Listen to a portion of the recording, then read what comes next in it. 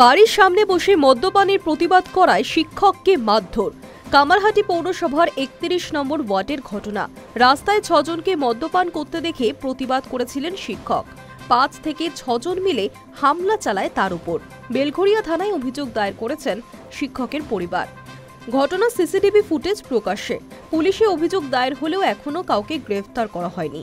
এলাকায় যথেষ্ট পরিচিত আক্রান্ত ব্যক্তি, কারণ তিনি পেশায় একজন গৃহশিক্ষক। আকাশ শেখান ভোরবেলায় রাস্তায় বসে মদ্যপান করায় প্রতিবাদ করেছেন বলে বেধড়ক মারধর করা হয় তাকে। স্বভাবতই এলাকায় এই ঘটনায় ছড়িয়েছে চাঞ্চল্য।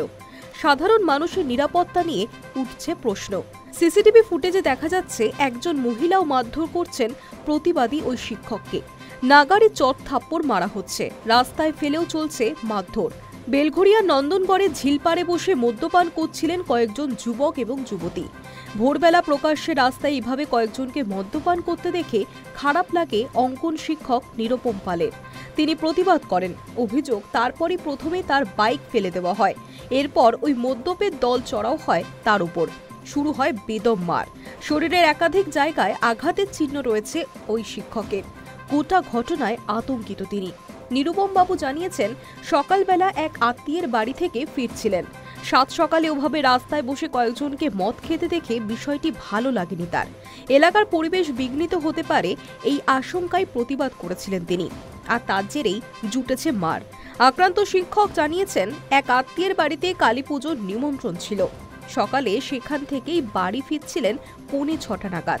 অভিযোগ, তিনি যখন দেখেন ভোরের আলো ফুটে গেলেও কয়েকজন যুবক এবং একজন যুবতী রাস্তায় বসে মদ্যপান করছে, সেই ঘটনার প্রতিবাদ করায় মদ্যপের দল তেড়ে আসে তার দিকে। মাথায়, চোখে, ঠোঁটে এবং বুকে মারধর করা হয় বলে জানিয়েছেন তিনি। নাক থেকে রক্ত পড়া বন্ধ হয়নি বলেও জানিয়েছেন। ঘটনাটা যথারীতি আমি একটা কালী পুজোর নিমন্ত্রিত ছিলাম, তো সকালবেলা আমি ফিরছিলাম সেখান থেকে। দেখি যে প্রায় 7-8 জন ছেলে আর একজন মেয়ে মিলে রাস্তায় ড্রিঙ্কস করছে সকাল প্রায়। হ্যাঁ, তখন ওই 6টা বাজে হয়তো, মদ খাচ্ছে।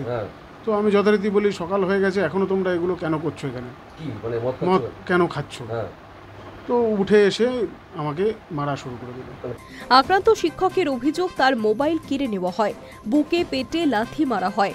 স্থানীয় কয়েকজন তাকে দেখতে পেয়ে সাহায্যের জন্য এগিয়ে আসেন। মদ্যপের কিল, চর, ঘুষি থেকে কার্যত রক্ষা করেন নিরুপমকে। প্রাথমিকভাবে স্থানীয় এক চিকিৎসকের কাছে চিকিৎসা করিয়েই বাড়িতে ছিলেন তিনি। ইতিমধ্যে অভিযুক্তদের নামে বেলঘরিয়া থানায় অভিযোগ দায়ের করা হয়েছে। অভিযোগের ভিত্তিতেই তদন্ত শুরু করেছে বেলঘরিয়া থানার পুলিশ। High news network.